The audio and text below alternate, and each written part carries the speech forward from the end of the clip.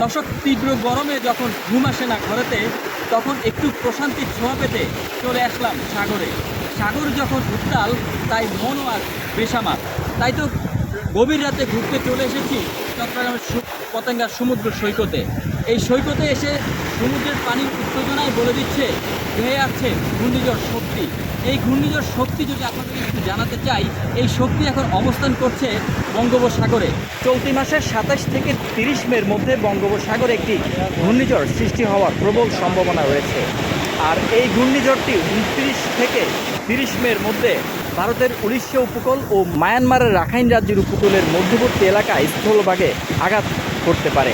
সম্ভাব্য এই ঘূর্ণিঝড়টির কারণে রেকর্ড পরিমাণ বৃষ্টির আশঙ্কা রয়েছে বাংলাদেশে। বিশেষ করে খুলনা, বরিশাল, রাজশাহী ও ঢাকা বিভাগের জেলাগুলোতে হতে পারে ভারী বৃষ্টিপাত।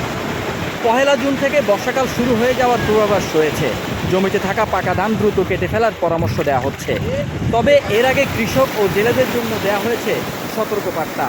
বঙ্গোপসাগরে অবস্থানরত সকল মাছ ধরার ট্রলারকে 26 মের মধ্যে নিরাপদ উপকূলে ফিরে আসার জন্য অনুরোধ জানানো যাচ্ছে। 21 সপ্তাহে আরব সাগরে একটি ঘূর্ণিঝড় সৃষ্টিরও আশঙ্কা রয়েছে। আরব সাগরে ঘূর্ণিঝড়টি প্রথমে ও বঙ্গোপসাগরে ঘূর্ণিঝড়টি পরে সৃষ্টি হবে। চলতি বছরে 2টি ঘূর্ণিঝড় হওয়ার সম্ভাবনা রয়েছে, যাদের একটির নাম শক্তি ও অন্যটির নাম মন্থা।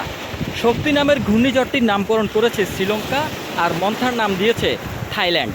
বঙ্গোপসাগরে যে ঘূর্ণিঝড়টি সৃষ্টির আশঙ্কা করা হচ্ছে, তার 2-1 দিন আগেই যদি আরব সাগরে ঘূর্ণিঝড়টি শেষ হয়ে যায়, তবে বঙ্গোপসাগরের ঘূর্ণিঝড়টি বেশ শক্তিশালী হওয়ার আশঙ্কা রয়েছে।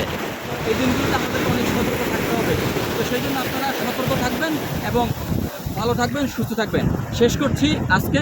তবে ঘূর্ণিঝড়ের প্রবল যে সংখ্যা রয়েছে, সেই সংখ্যা আপনাদেরকে আরও ঘূর্ণিঝড়ের বিস্তারিত আমরা জানাতে পারবো।